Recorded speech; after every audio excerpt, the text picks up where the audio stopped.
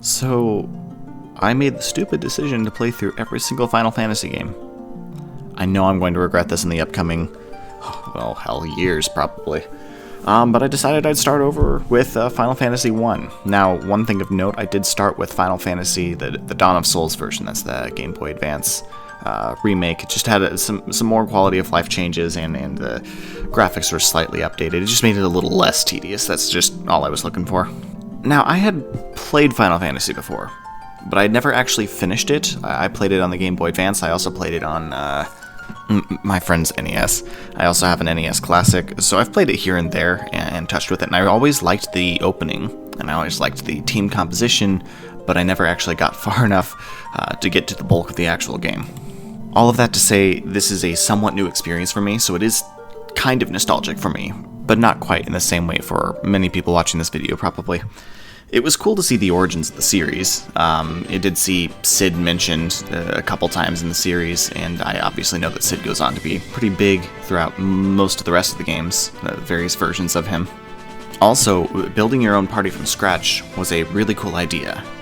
At least initially. I like that about this game a lot, that I basically got to choose my team and then go out and use them. It felt very much like D&D, which I think was actually the point. But the fact that you were building your own team was cool, and also came with several problems. You don't fully realize that your party isn't optimal, or that something isn't going to be effective until much later in the game, when those problems are unavoidable and much more glaring. And at that point, you're kind of stuck with the decisions that you made, and have no real chance to change that. You can't change classes with anybody, you can't swap out party members, so it led to some regret later on when I thought, nah, I should have gone with more red mages, because this just isn't working for me. Very specifically, the white mages seem fairly useless. I thought that I would come with some better healing spells or buffs, but ultimately nothing was that effective. It seemed like a red mage would have been better, because at least the red mage can wear armor and have half-decent weapons. So my white mage really just seemed to just die a lot if I wasn't careful. And even black mages, honestly, most of the most useful abilities I got from the black mage were also shared by the red mage, which still leads me to the fact that I should have had a red mage, because I could have had armors and weapons and could have utilized them in a more roundabout way. I just kind of assumed a good, diverse team composition would have been better, and that doesn't really seem to be the case. And that leads me into the discussion about magic and how it's utilized in this game. I will be completely honest, I am spoiled by a lot of modern RPGs. I'm used to a fair amount of flexibility, and I'm used to trying to think out tactical approaches and having to rely on my own brain. That isn't really utilized here, and it isn't effective in this game. High-level spells and higher-level spells are simply AoE versions of the earlier spells. The result is that mages are pretty worthless in boss battles, because they don't do any pointed damage, they just kind of scatter. But they will destroy most of the normal enemies. The problem is as you progress, the normal enemies aren't hard to kill anyway. They're going to get killed by a normal attack from a normal person. But the mages can wipe them all out clearly, but then you're using up all of your magic before you actually get to the boss, and the excessive rate of random encounters is also just wearing down your resources. It just made mages very squishy with not a lot of damage output to make it worth it. Bosses aren't easily affected by status ailments, so a lot of times you were casting spells that were using up mana and missing. It just really made it feel like the mages didn't really fit in. They'd kill all the normal encounters, but I never struggled with the normal encounters, but they wouldn't do much with bosses, but they would die from the bosses. It just didn't seem to do a whole lot. The spell can wipe out an entire enemy encounter, but they happen so ridiculously frequently that you'd lose all of your resources. Therefore, most of the combat results in just mashing the A button and just waiting for your in my case, my rogue and warrior to just slice them all down. The mages don't get armor, like I said, but the red mages do, and honestly, that alone would have made it more useful to have red mages, because I wouldn't have to spend so much time trying to heal and keep my mages alive, considering how little damage they actually dealt out. Which leads me to the random encounters. They suck. I have gone on record multiple times that random encounters are an absolutely stupid mechanic to put in the game. Now, this game gets a pass, though, because this is a very old game. This is what they had to do. And they were trying to imitate the type of encounters you would get from D&D, which would be random encounters. So, it's charming and it's cool.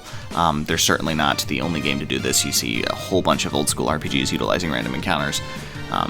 But from modern points of view, as you're spoiled with the lot of options we have now, it just made the whole thing tedious. Take 2 steps, fight again. Take an unstep, fight again. And if you are struggling or in an area where you need to level up some, you have so much chance of just getting cut down too easily, and it's an inverse difficulty curve of these games, much like D&D.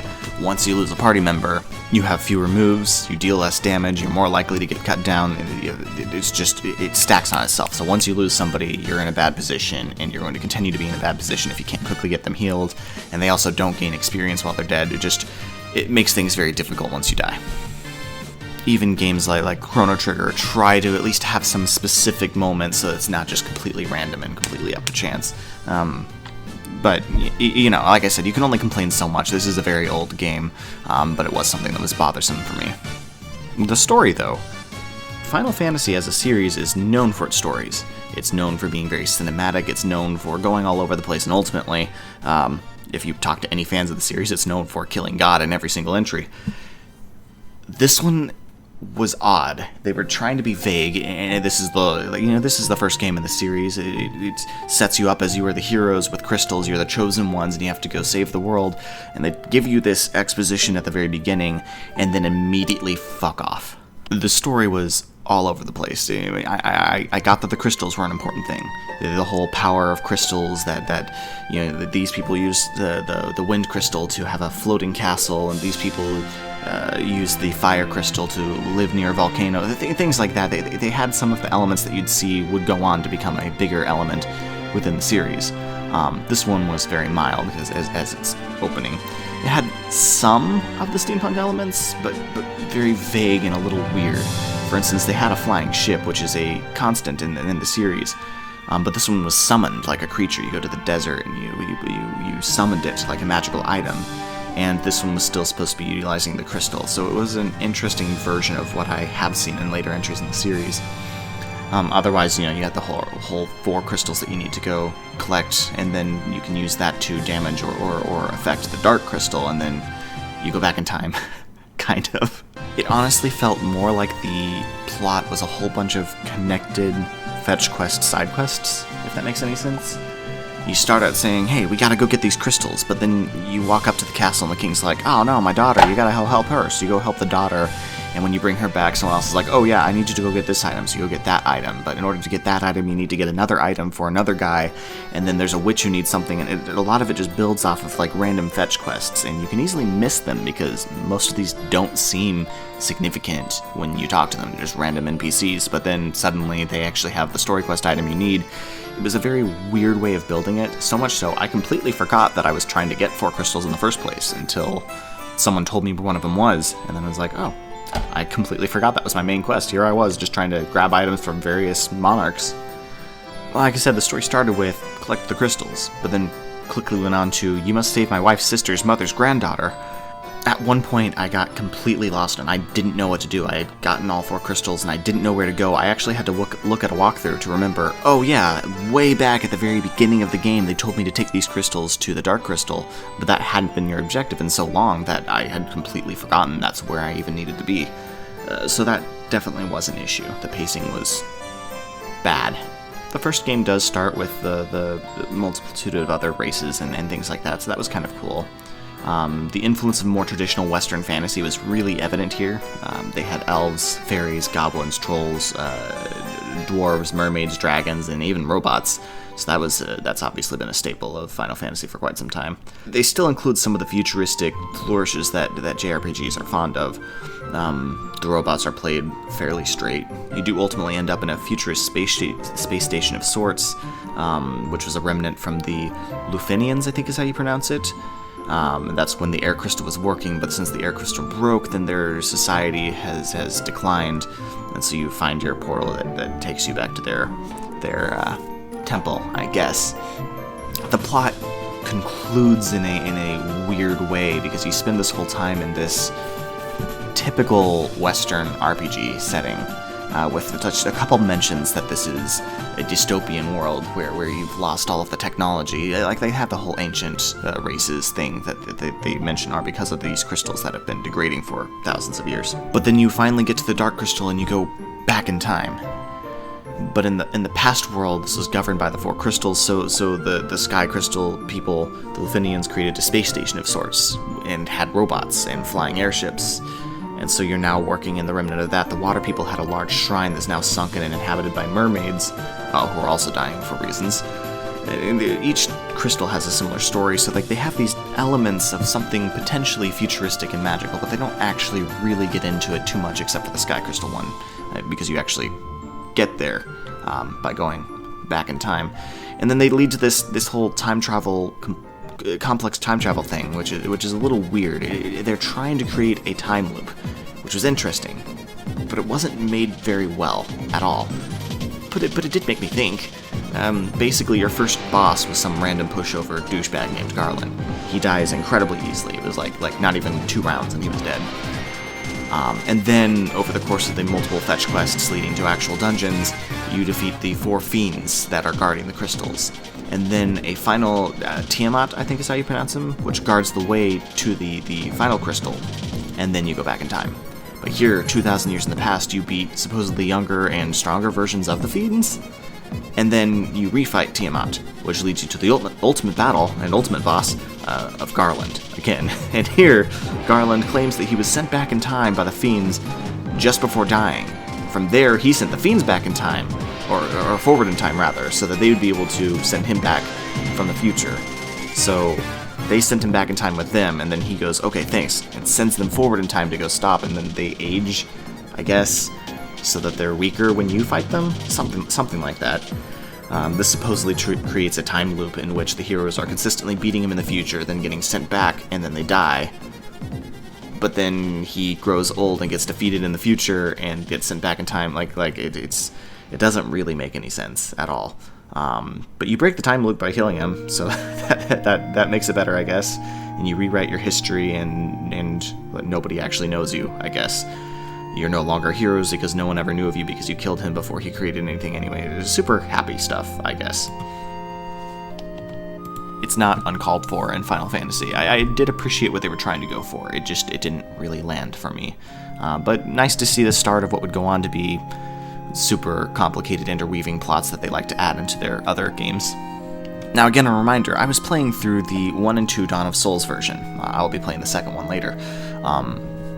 But this contains several quality of life changes, some better graphics, and then 4 new dungeons. I had no interest in the dungeons. I just wanted to move on to the second game. I didn't particularly enjoy this one. It was just really tedious, and I had a speed up button tied to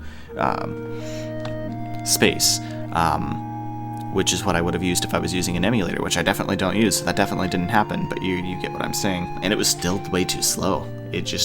Combat was incredibly tedious. So I spent a good chunk of the game just kind of running from my attempted objectives as fast as possible, and not exploring as much because exploring just created, an hour of just mashing the A button. However, I accidentally went into one of the extra dungeons, not realizing what it was until I had accidentally crossed the doorway and entered the dungeon.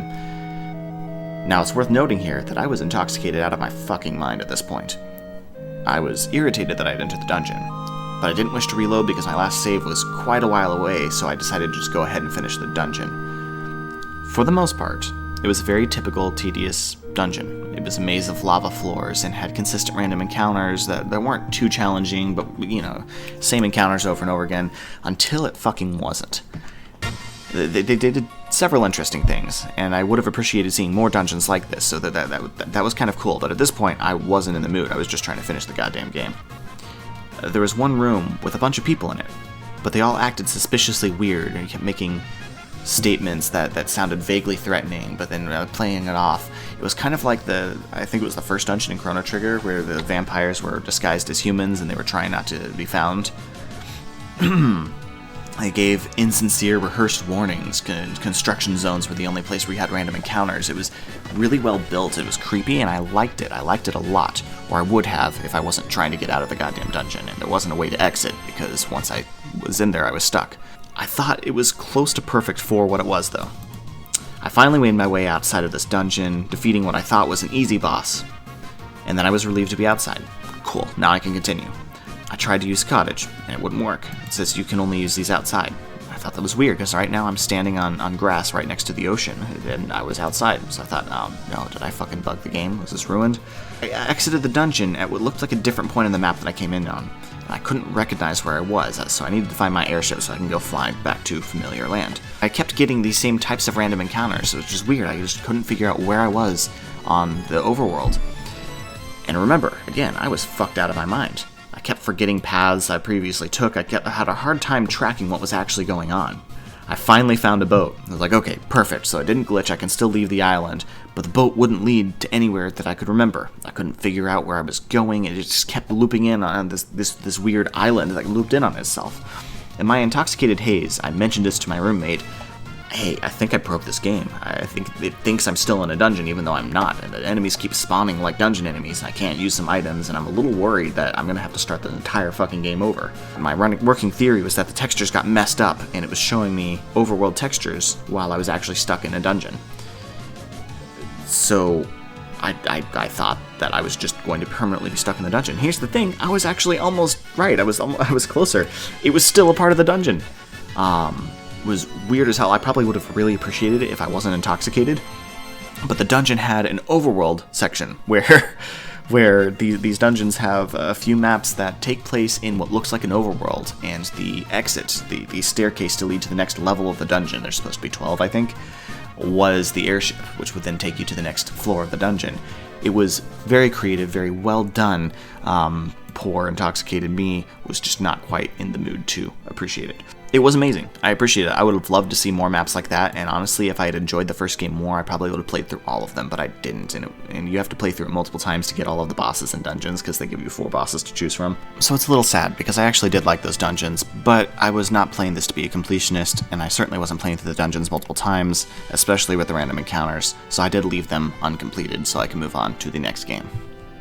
In conclusion, despite the kind of cool and nostalgic elements of the first game, it was so tedious. I'm glad I actually managed playing it, but I have no desire to ever play it again, nor will I. The random encounters alone were a huge turnoff, and probably the main reason I won't play it. It just made it so tedious to not be able to move around in the overworld without getting stopped. Exploring was a chore because I had to just mash A for so much of it. And getting lost and needing to turn around meant that I was going to be spending the next 20 minutes just mashing the A button and trying to get back to my ship without getting damaged. It is a classic, and its influence should absolutely be remembered. But it should remain in the past. The series has moved on past this point, and honestly has no reason to go back. And we'll see how I feel about the second one. I hear it did some things a little better with the plot, but we'll see. Anyway, with that, I'm going to stop here. I ramble on for way too long. I hope you guys enjoyed. If you did, a like or subscribe would be amazing. You'll have a great day, and I will see you later.